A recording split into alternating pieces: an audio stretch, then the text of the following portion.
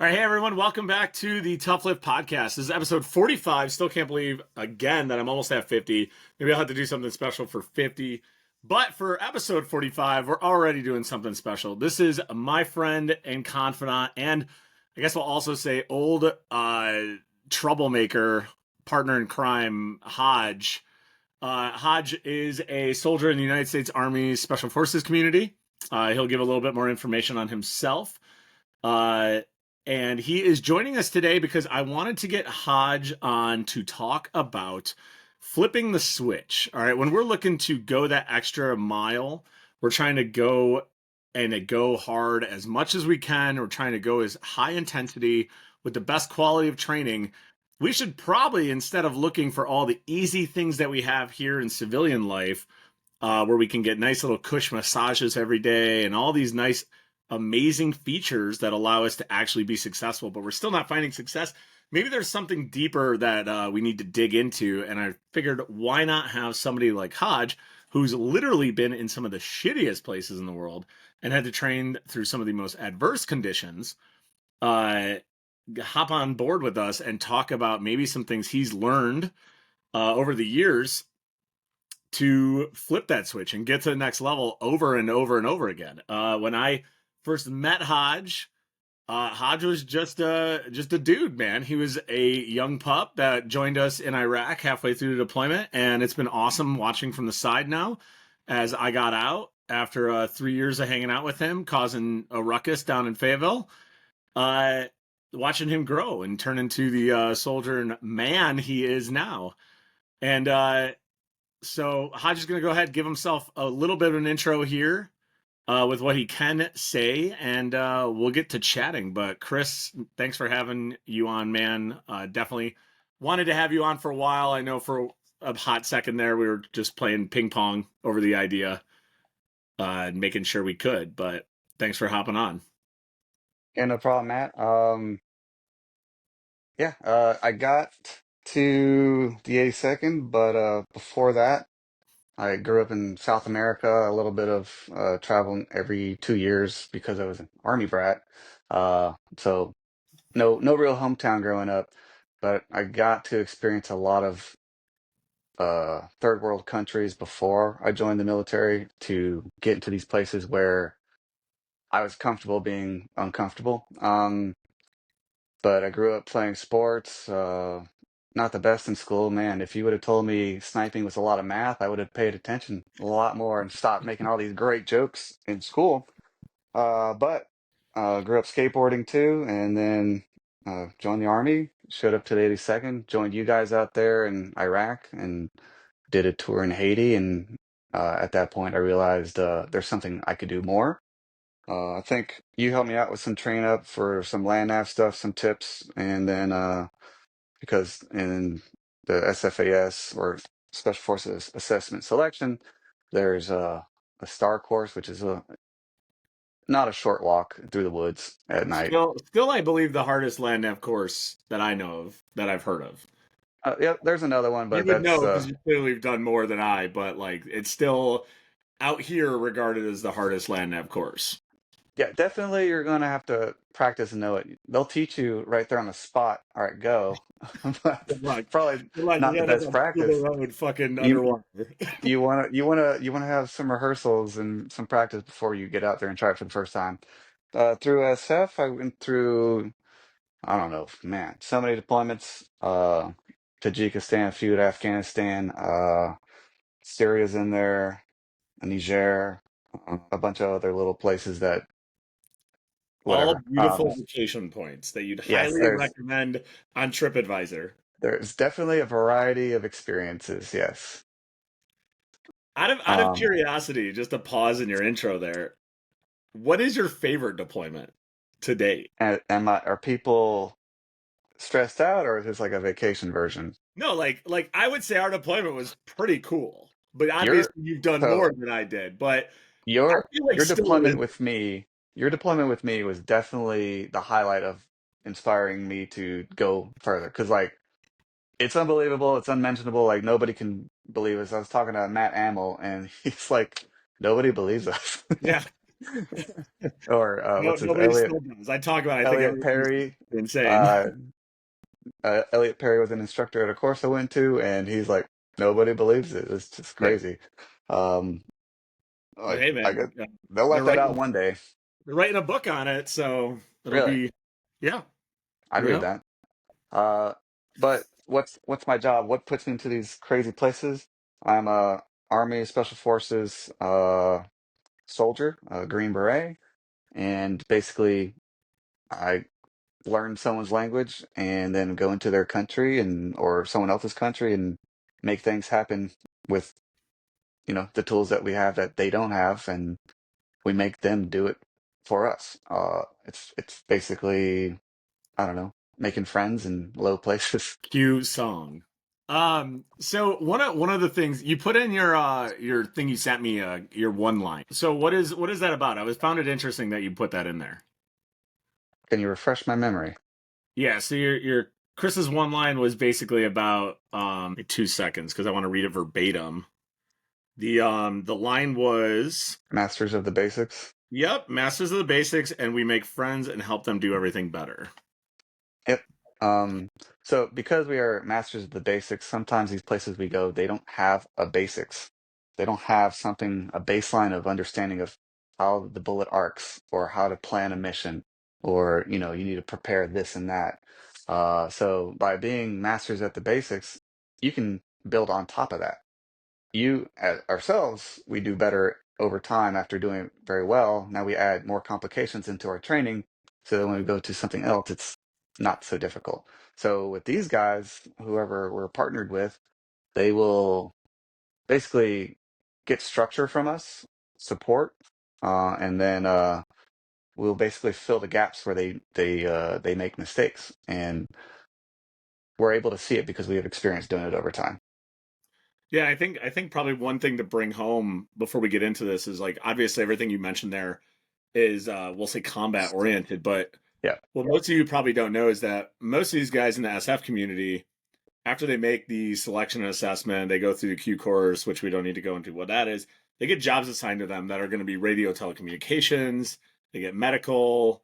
They get other types of specialty jobs like engineers, and they also use those skills when they go into these areas to fill those gaps.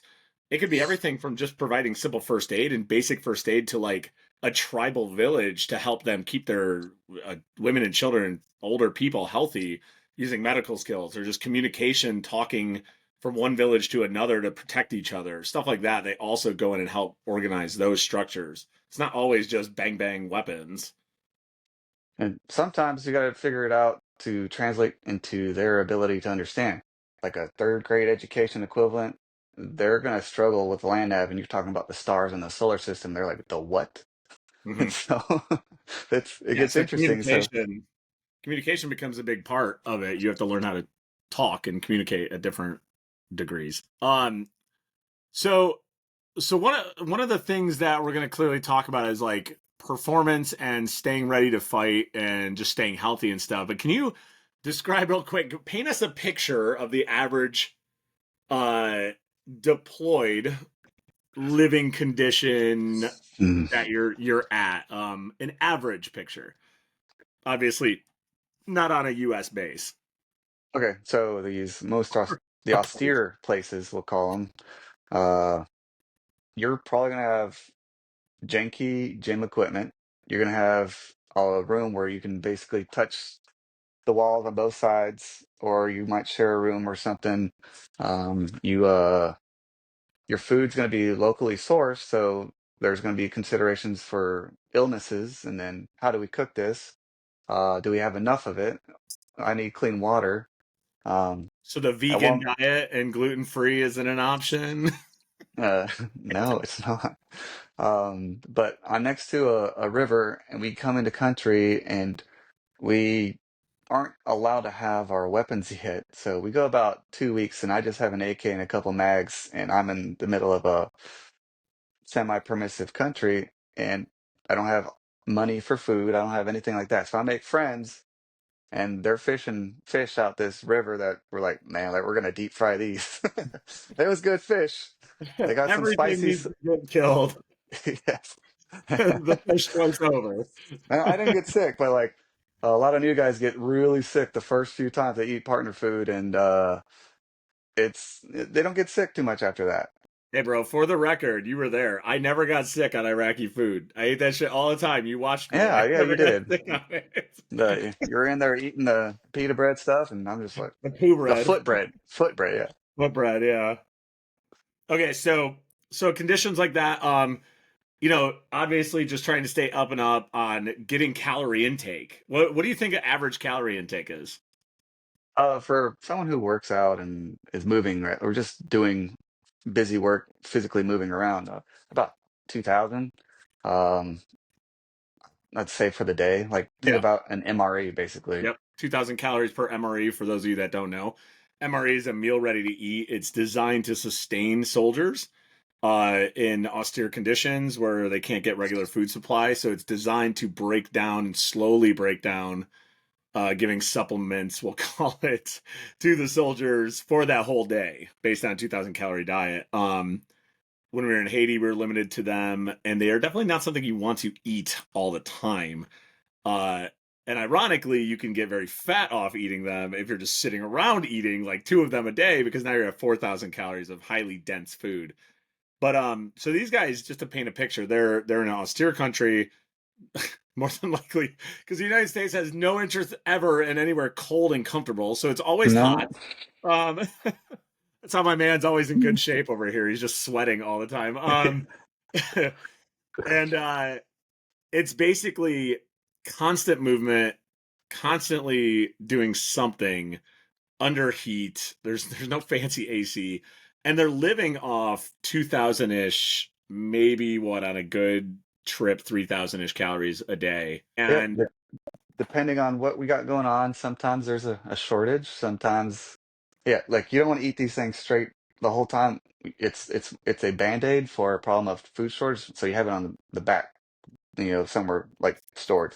yeah, You're going local food, and then now you can manage it better. I can't tell you how much I dislike eating goat because of all the goat that I've eaten in weird forms, like I go suicide for my goat in first time in Afghanistan. Mexico like 2 years ago, actually. Suicide goat in Afghanistan is they'll cook it, but instead of butchering it, they just smash the entire thing with a hammer, and now the bone shards are in there with the meat, and so you're like, any of these bites is gonna kill me. That is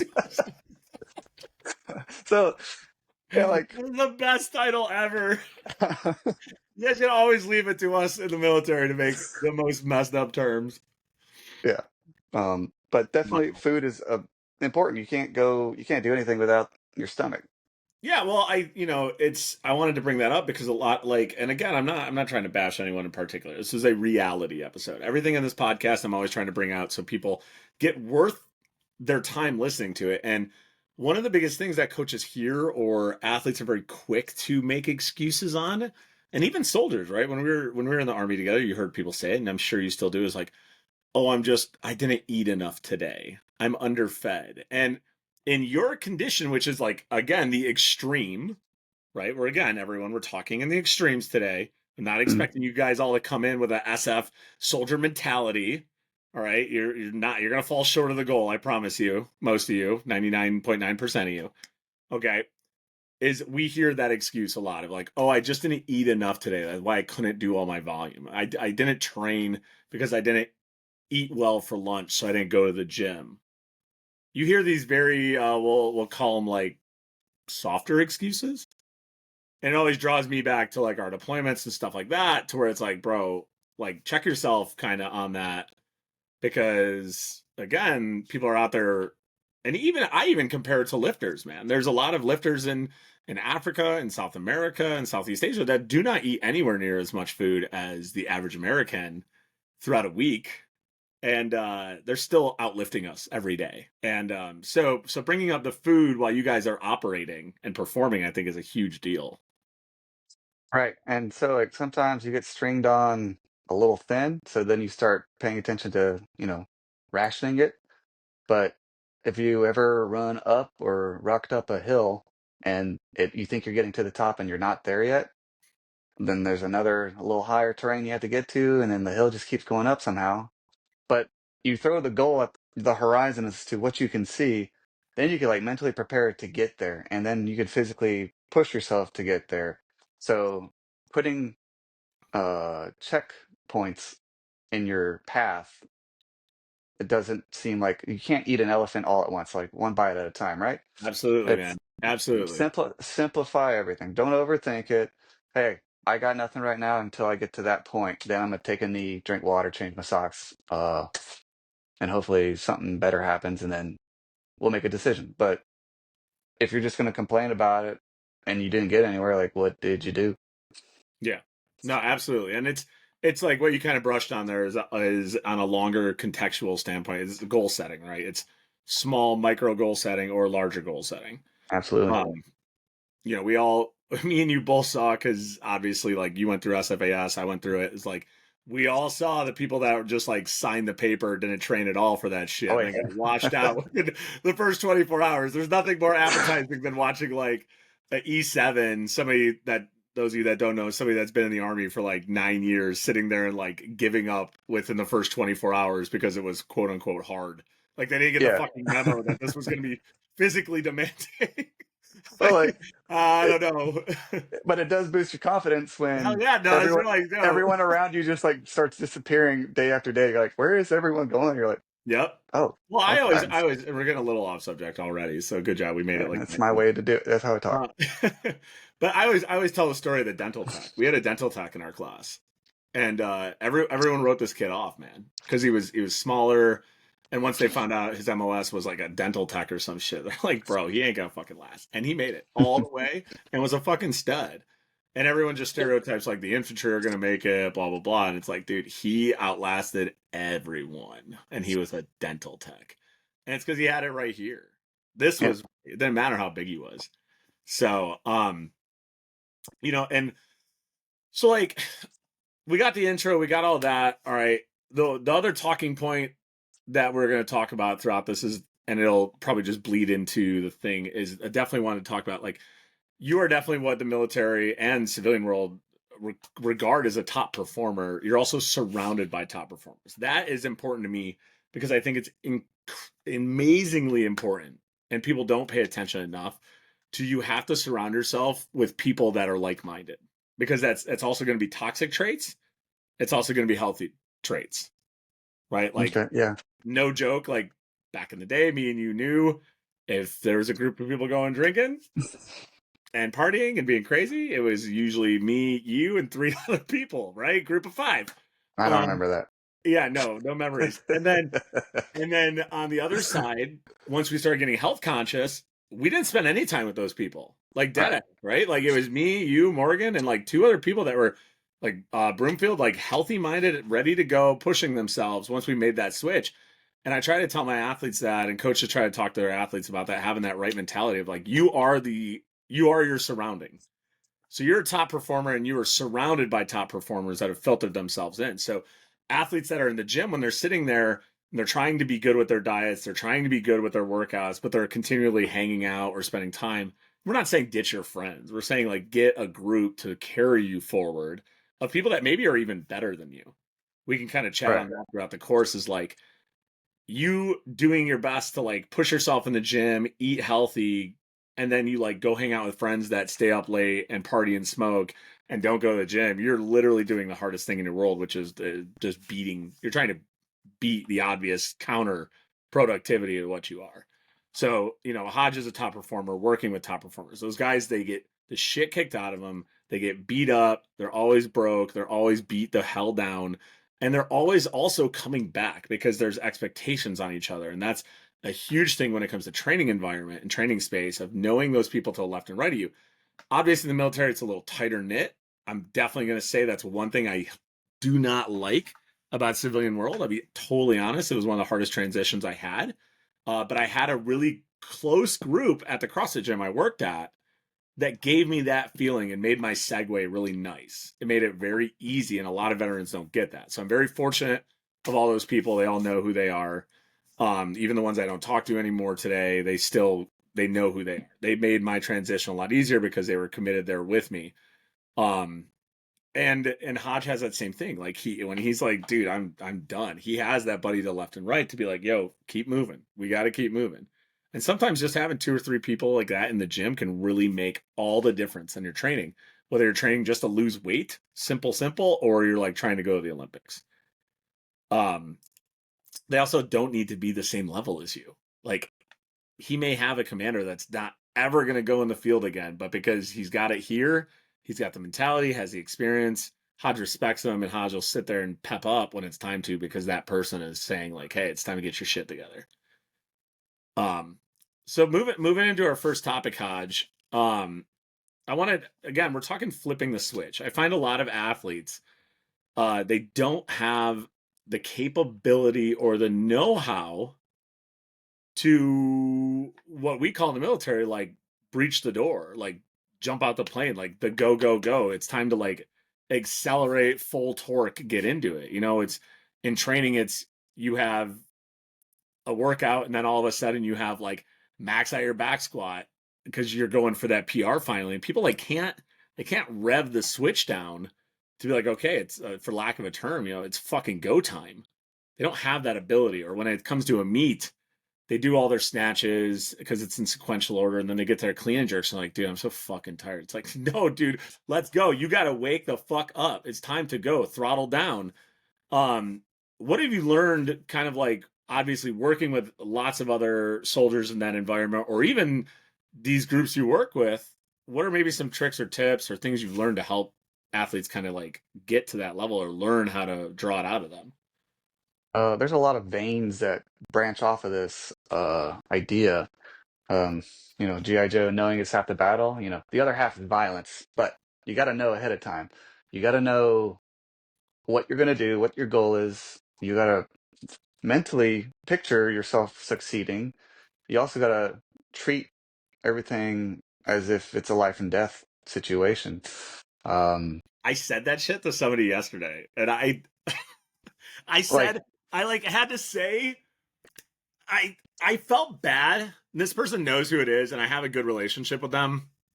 Um, so I felt comfortable doing it, but I was like, they kept like not wanting to settle into the bottom of their jerk. They kept kind of like landing and bobbing out, and I was like, you need to hold that. They're like, I can't. I was like, no, you need to. You need to learn this. You need to do it like there's a fucking gun held to your head, and you don't like it's a life and death decision to hold that bottom. That's how mhm. important this needs to be. And ironically, they started doing better. So it's Yeah. ironic you said that.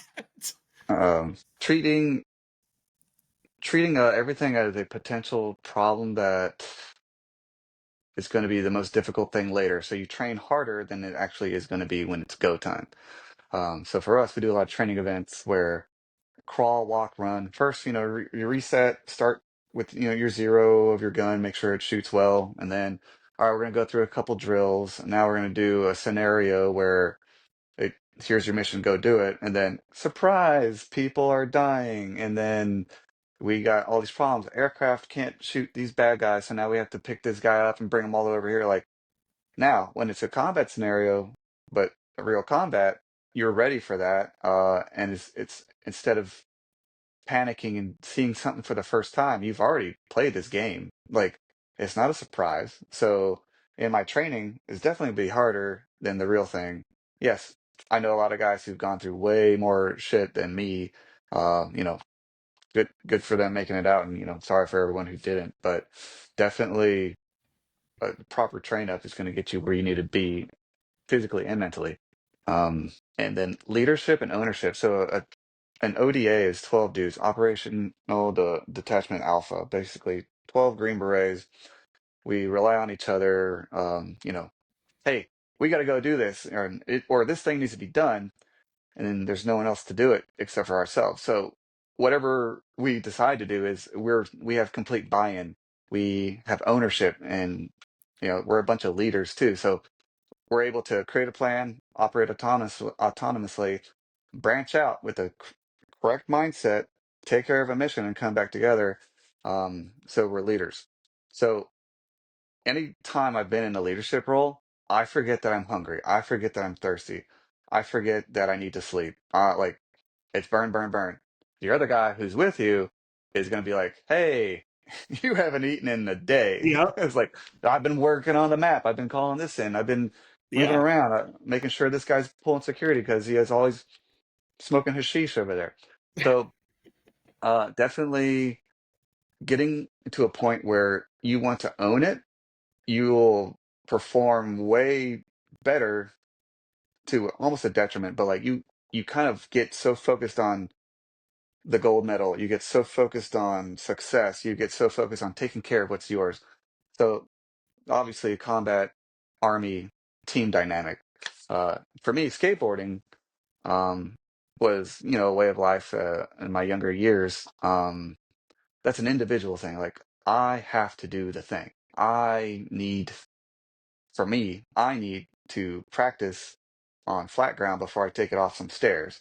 Hmm. So me and my friends, we would get on, go watch some, pro skateboarder videos, get out in the parking lot, do a couple kick flips, preparing mentally, getting ready, like what it's going to look like, feel like. And then once you come up to the stair set, you get right up to it, practice. But the stair set's like a timer because you're riding your board all the way to the end of the stairs. Like it's go time Yeah. right then, and now you have to perform it. Kind of like getting onto the wood to go do your lift. Like you come up to it, you know what that that's your little dojo. That's your war zone there. You get on there. It is grab the bar, get in formation, send it, and Hmm. it's a timer. It should not be, let me overthink everything. Well, I can't slow down time when I'm getting to the edge of the stairs and like, well, not today. Yeah, I could stop and like, well, now I got to go try and do it again. Now I'm getting in my head. Like I Yeah. can do it. I can do it. But it should just be performed. I don't think when it's time to do something, it just happens. And then like, kind of like, what's his name? Will Ferrell in Old School. Like, well, what happened at the end of his debate? It's kind of like that. You just do it, and you shouldn't have an emotion toward it. It shouldn't be, yeah, you're gonna have adrenaline, you're gonna have fear, you're gonna have, butterflies, whatever. But like, you shouldn't be feeling or thinking about dumb things that don't relate to this. It's a moment of time. You're pausing for this event, and guess what? Life will continue as soon as you finish it. Yeah. Yeah, I like that. And that I like that you mentioned the threshold thing. Me and you had kind of chatted about that because that's, I was telling you that's one of the things I try to bring to four star and to the athletes that I work with in seminars and clinics or any like coaching clinics is like your athlete has to understand in a meet, it's when they walk up those stairs or step on the stage. In the gym, it's when they step onto the wood. That's when it's time to be serious and start raising that focus and adrenaline. That way you're not always trying to do that. And I find a lot of athletes, um, what they misconstrue flipping the switch is just ultra seriousness. And I've seen that a lot is in training. They'll just be dead ass, like serious, no joking. They just have their headphones in and they're super focused. And I'm like, my guy, I think you have it wrong. I think you're trying to like overthink the situation. And ironically, a lot of training is reactive, right? And even in the military, a lot of training is reactive. Like your plan, what's the famous line? Everyone has a plan till what? They get punched in the face, right? Weightlifting's the same thing. You can go in with a plan and be like, oh man, I got doubles at 85% today. I'm gonna knock those all out because I ate well and I slept well. It's like, yeah, until that first one hits, and you're like, fuck, I think I just tweaked my back, but I don't Yeah. know if I did.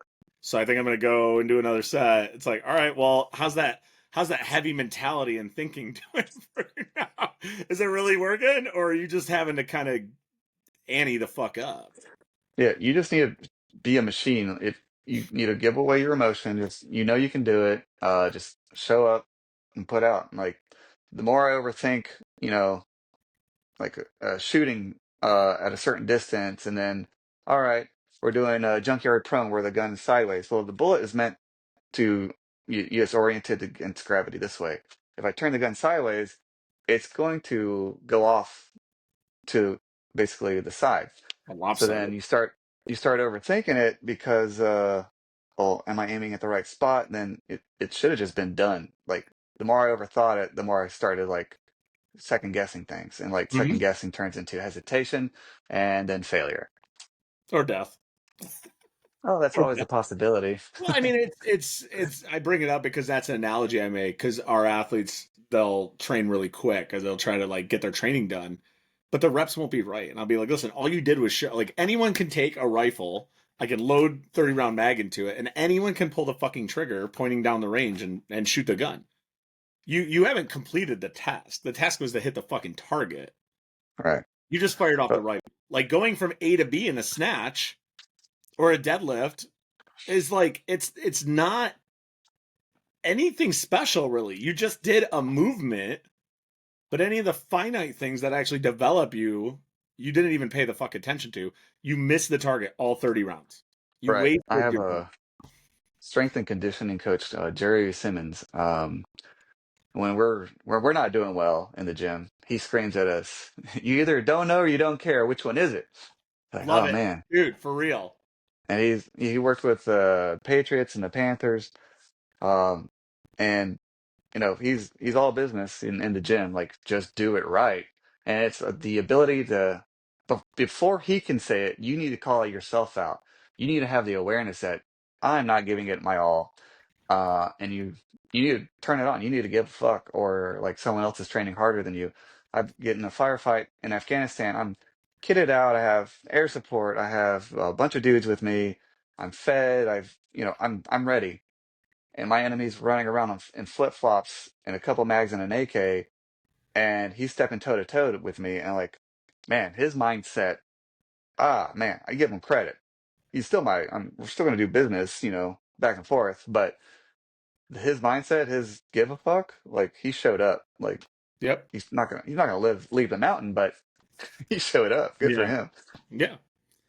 And so like that's a good segue into the next piece is like how do you how do you advise helping athletes kind of tap into their like aggressive side, right? Like this is an issue when fatigue sets in, obviously, in that example you just gave. What tactics or like mental states has he learned? Obviously we can get all fancy with like box breathing and shit like that they teach in the SF community and your guys' Hmm. little seminars and shit. But like when shit hits the fan, right? When that athlete is on the platform and they have to hit two more lifts to stay in the meet to qualify for worlds or some shit, like what is your head at? You've been in those scenarios, I've been in them. Like where did you go? Where do you go to draw Well, that? you gotta ask yourself, what is fatigue, and then have you ever been there? And then watching a guy do the kick and chicken because he's heat catting, like he's stroking right there, is like, okay, that's fatigue. Like, uh, Yeah. Yeah. I don't think any yeah, weightlifters ever threaten themselves with as the laziest fucking athletes in the world. I okay. don't think Well, maybe I don't think maybe Olympic rhabdo. weightlifters as they sit on the bench ever worry about that one. But I will So explain he can't if they ask. okay, we'll just say rhabdo. That's a fine example. I'm just laughing at the sense of Yeah. like none of my fucking athletes have ever ran that risk. When I was at Well, CrossFit, yeah, but none of my weightlifters. um, just being fatigued. Like, I've gone through some hell, you as well, and physical, and definitely you know where your low points are, and you're like, oh, my heart rate's at 190, or I'm in the red. I can't think straight. Having the cues like I am tunnel visioned. I need to call myself out. What are my steps of recovering myself? So yeah, box breathing, but that's something else for me. It's belly breathing. So in the sniping community, the most relaxed, lazy dudes who can get to a place quick, calm everything down, and it's through, you know, yeah, there's going to be some anxiety, stress, and all that stuff that's controlled through the head. But to physically control your body, it's through breathing. So you relax more, you become part of the gun. You relax, and then you do belly breathing, where uh, you just breathe in, breathe out, slow it down, and your heart rate's going to come down within some kind of seconds.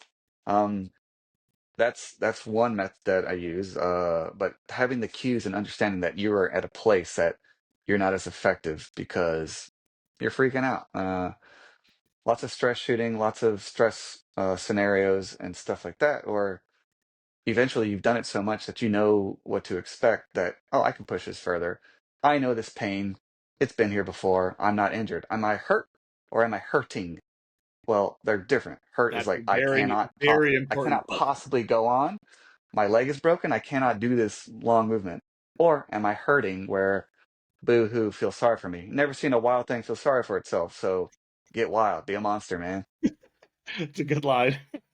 It's a really good line, actually. So yeah, so like there's two examples that I like to give my athletes of like for that where I was really in the shitter mentally, and one of them because I'll tell my athletes like if they feel like they're at the bottom, they need to start building themselves back up, and whether that is just simply like lifting the bar at a lighter load and building back on the load itself, and or getting back into the gym and just step stoning it, like because one of I remember like there was like probably two or three times in our deployment that we were with each other where I was like, no, I'm done. I'm sitting on the fucking ground. I'm ready to just I don't give a shit what happens. And I don't know if you were there. It was one op where our squad we got dropped on the wrong side of the river, and because why not? And we had to reconnect, but we were like 5 or 7 clicks out, and we had no supplies besides what we carried in on us, and we got pinned down there basically and had to walk that route the next day because we had to hunker down because we had no clue where the fuck the helicopters dropped us.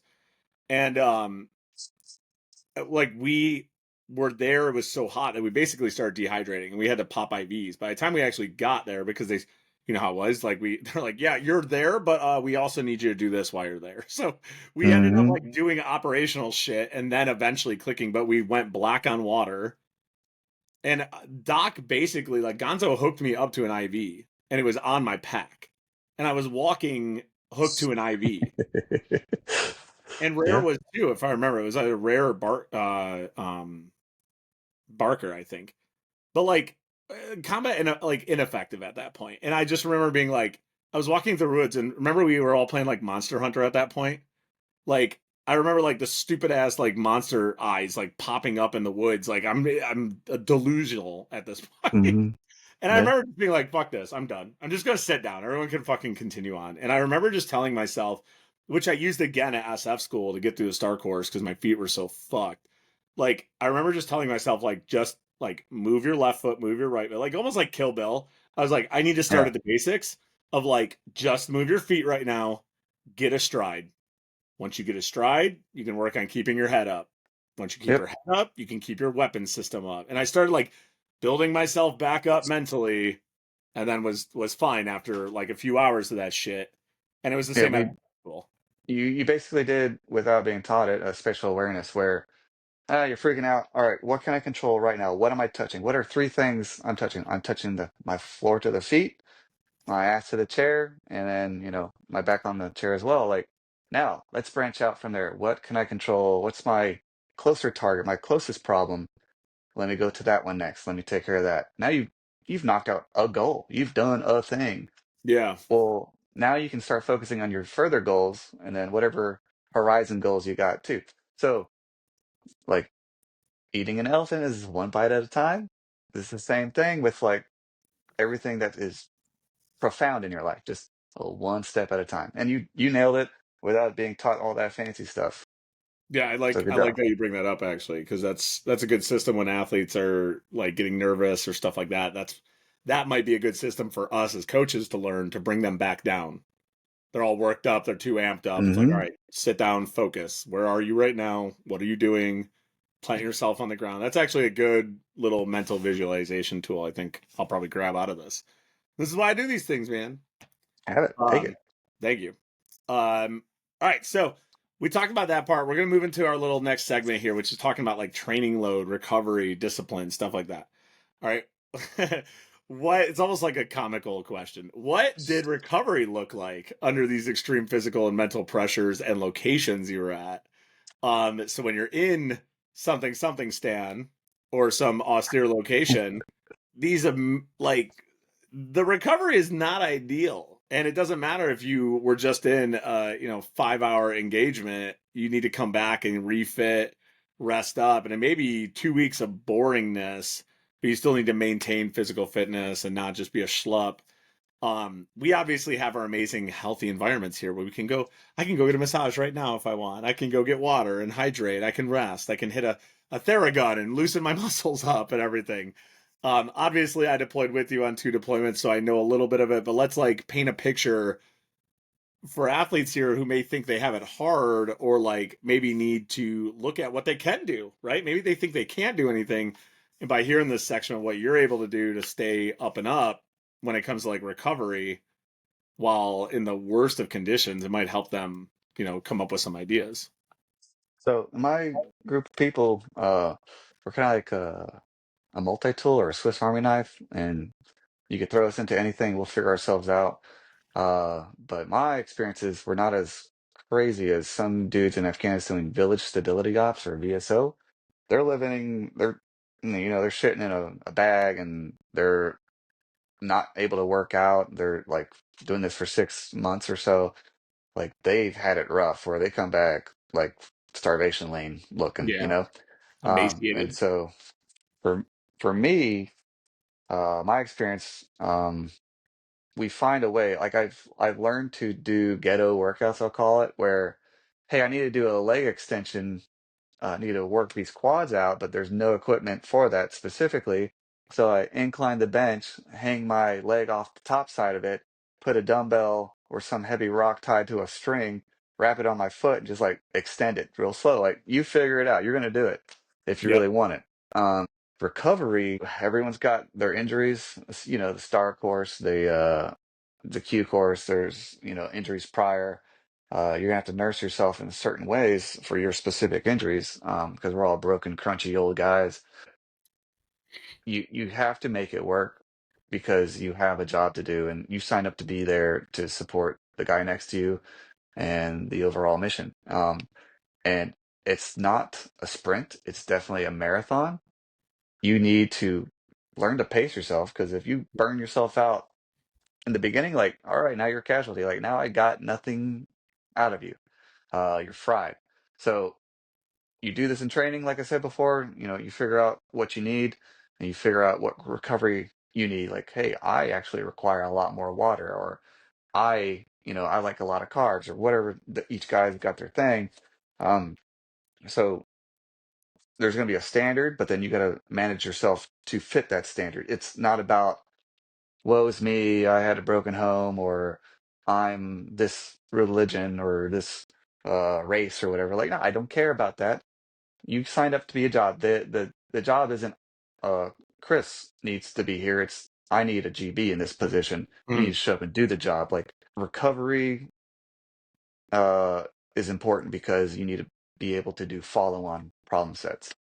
And the first time, like, because in the infantry, you're paid to carry comfort items, but you're not allowed to wear them. Well, going SF, it was like, hey, if you're cold and you're ineffective, now what good are you bringing to the table? It's like, you're saying I could put my jacket on? Like, This what? is why I tried to go there. Is this a trick? Is this a trick? Am I going It's to a be in joke. trouble? But recovery, yeah, it is definitely a lower standard and you have to accept it. Like, you know it can be done. It's not going to be as effective, but uh, lower your standard, and now you're more comfortable in that uncomfortable situation. Yeah. Have you found have you found that things, because obviously like, okay, we make a scenario, you're up in the mountains of some nation or hiding out in, the middle of some desert or plains with a group of people or something, like, are you trying to do active stretching? Is there guys like doing yoga? Like, is there guys just finding rocks and just, squatting rocks and shit like that? Like, what are things that you commonly are seeing? So you train for the mission. You're working out. You're doing all these things before you roll out. Uh, while you're out there, you're just using patrolling muscles. You're carrying heavy things. It's basically farmer's carries, or just standing with junk all over you that just weighs more than it needs Yeah. to. Um, you're not worried about your workout during that time, like a week or two out, whatever you're doing. Sometimes you got your couple hour long events, but it's when you come back, you get your sleep, you get your food, you start getting back into your routine. Hey, I entered this on this thing, or this is starting to feel funny, and we have educated people who, well, you can call up and be like, hey, what do I do about this? Or um, you've already grabbed these items, like a foam roller, for instance. Very simple thing, multiple uses. But you bring that, pull it out, and you roll the problem out. But definitely longevity. You know you can go all out and break yourself. Now like there's one less guy to work with us, and he's out for how long? Yeah. And man, you're like just slaying the segues right now because we're gonna move right into that next piece, which is how are we managing workload over time without breaking down? Because like obviously you guys, we obviously did, and you guys, you're most of you are gym animals, right? A lot of guys in that community are in the gym all the time when they're back home.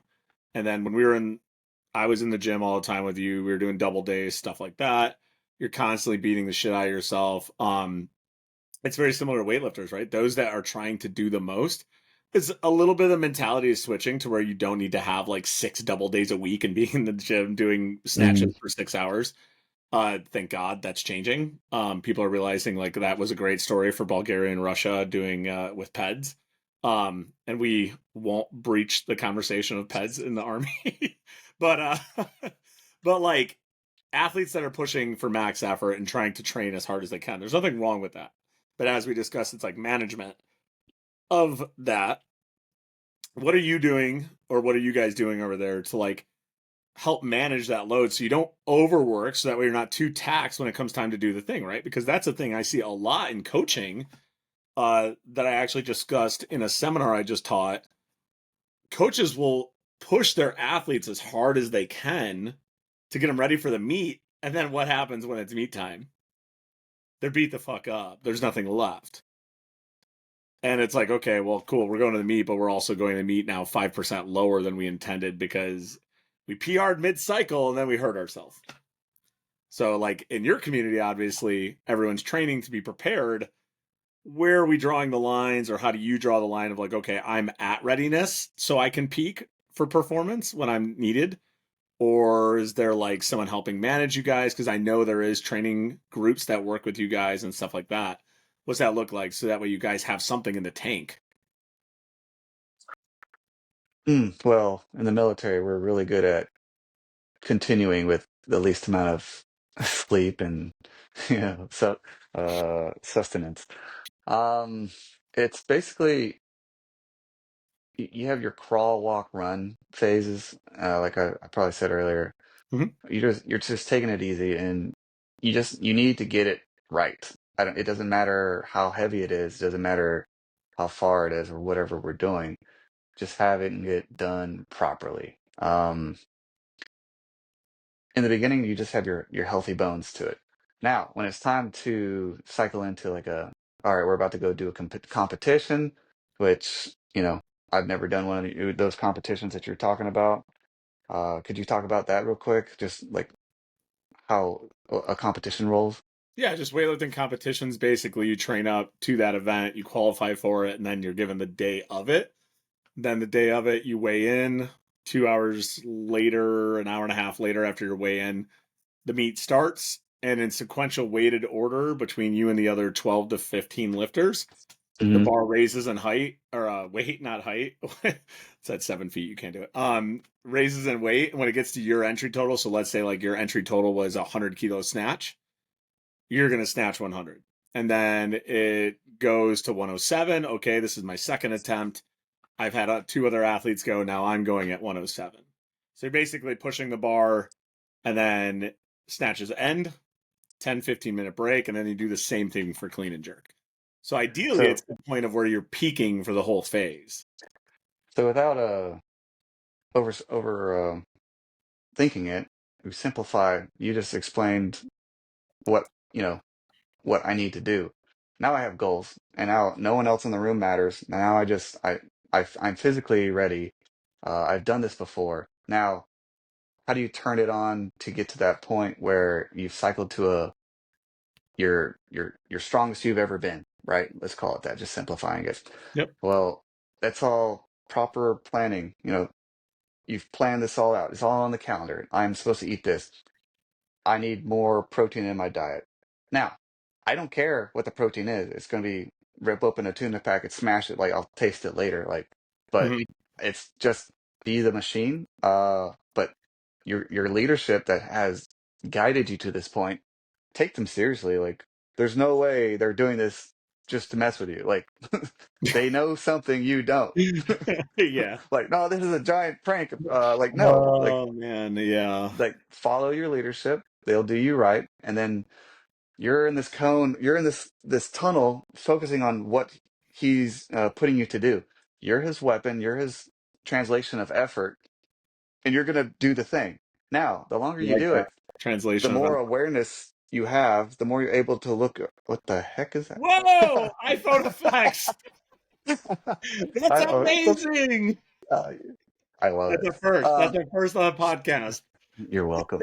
So, your scope opens up wider and wider. You're able to pay attention to more while also doing it correctly. So that's experience, that's seasoning, that's time under tension. Like you're going to do better the more you do it and take it seriously. And you ask why. In the military, you got to know the job of two levels above you in case Mhm. the guy between there or that guy himself at the top gets taken out. Now someone's got to do his job. Who's it? You? Is it going to be you? Like you need to know why you're doing something. You need to care, and you need to know what everyone else's job is. So when your coach is telling you something, find out why. Why? Yeah, thank you for fucking saying that. Like, dude, again, hot take, man. I think some athletes think that they're just like gonna do the thing and then they don't need to understand the why they're doing the thing. Hmm. And then they get frustrated when they're not good at it. And it's like and I think you said it earlier about that coach is like you're either not trying or you don't understand it. Because like Hmm. the facts are if you understood why you were doing it, you'd understand your flaw, you'd understand why your coach gave it to you. So you'd understand the focus points, and then you could dial in on what you need to adjust to move better, whether you Yeah. need to have your balance shifted or hold the bar differently. And athletes sometimes fight us coaches. I don't want to know. What do you mean you don't want to know why you're doing something? I want to know because I sure as fuck don't want to do 37 fucking squats if I don't need them. So Yeah. please fucking tell me I need them. Like there's a lot of misery and negativity when there's a video of on the internet some guy he's wearing full kit, he's carrying sandbags and the guy's like, "What are you doing?" He's like, "I don't know. I'm moving sandbags from here to over there." Like, why? Like, does it look like I know? Like like That don't be that describes our guy. first like 2 years in the army. Does it sound like he's having a good time? Does he know what's going on? Is he in charge? No, but he's just told to do something. You need to know why you're doing something so then you can put it into your head. And then once you get into a higher, I don't know about your community, but you start mentoring people who are newer and you start teaching things to them like, hey, this is something I used to do. And then they ask you why, and then you explain it and it clicks. Once you're an Yeah. instructor of some sort, you have such a higher realization. You're like, oh man, that's why you do that. As you're teaching it, you're like, oh, that makes sense. Yeah. And uh, putting someone in charge and them having an awareness baseline to begin with, but like putting them in charge of something, teaching it, and then being guided, they will gain more understanding, and then their level of give a fuck or caring steps higher every single time, and then more worldliness, more understanding, and then they start asking questions for themselves, and they do better. Like they will actually do homework on this stuff. Yeah. No, that's awesome, man. That's huge takeaway, huge key point for hopefully a lot of people there. Is like you have to know and understand why you're doing shit. And that is something I learned obviously in the military and understood the emphasis on it and that two-man job up thing, like it's pretty simple concept of like, okay, well, coach got sick. Like, what are you gonna do? Just fucking flail around at the gym thinking everything's good because you went from A to B, right? It's not like if that lift you land, and this is something I challenge my athletes with all the time is I'll sit there and I'll be like, what do you think I thought of that? Mm. And some of them like straight fucking panic. They're like, I don't know. Why are you bringing it up? Was it terrible? It's like, in my head, I'm like, that was a fucking great lift. And they're like panicking already. It's like, you know nothing. And that's part of the problem. Right. And so if you don't have your coach there, you're just going to be hoping that you do everything right. And hope is not a plan. Like No. you need to know the why, you need to know the how. Go and you can do it without your coach there. Now you're cooking, but you can't just hope for the best. You have Yeah. to know and do your best. All right. Well, hey man, last thing is like, do you have any tools or routines or recommendations, strategies when it comes to anything, sleep, nutrition, mindset that you've learned along the road that you would offer up to any athletes or coaches that listen to this? Some Sherpa on a mountain in a stand country Yeah. they have to go find. Man, this is a whole new podcast if we did this. So we'll start with the mindset. Oh man, without it, you're kicking your own ass. Like you need your mindset to be friendly to you. It needs to motivate you, but you need to control yourself.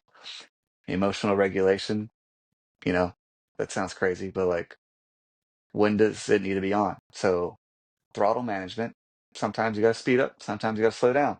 Sometimes it's okay to freak out, but like you need to realize that you're there. You need to back yourself off. um, Having the wrong mindset where, "Oh, I can't do this thing because I put my own restrictions on myself." Like, no, you stopped yourself. No, like, what was your goal? Let's look back on a Rolodex. Like, I'm showing my age, but like, what was my goal? I Oh, don't there it is. ever owned a fucking Rolodex. I've seen one before. There's I don't want to definitely believe it based off your fucking hair color in mind, but I got some grays. yeah. Um, but you got to remember your goal, keep your vision, keep your focus, and then with your persistence to it, you'll get there, or you'll modify it to something very similar and successful.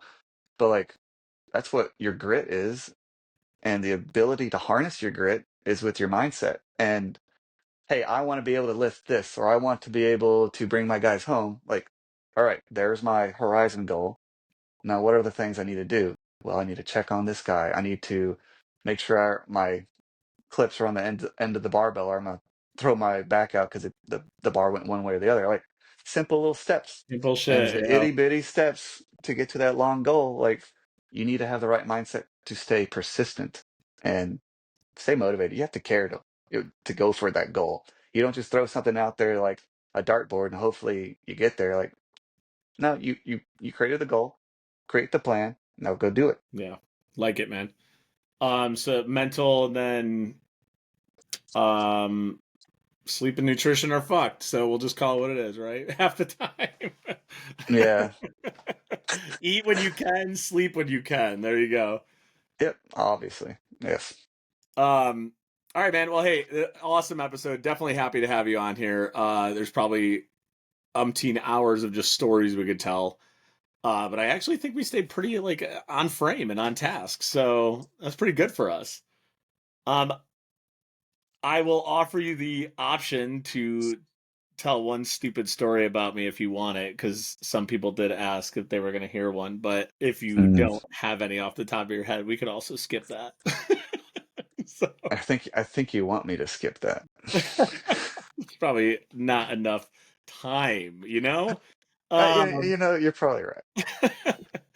but those of you that have any questions for Hodge here, you guys can go ahead and you can DM me them. I will get them to him. Um, but Hodge, thanks for hopping on board with me, man. Obviously appreciate everything you continue to do in the US Army. Watching you again go from that little dude to what you are now, man. Just awesome experience being able to be a part of that. And hopefully I'll Yeah. have you on here. Maybe we'll have you on as even part of a panel. I think could be fun of different people from different backgrounds. Um, and thanks for being on board, man. Yeah. I appreciate it. This was a good little moment for me hanging out with you. Yeah, have a good day, dude. Yeah, take it easy.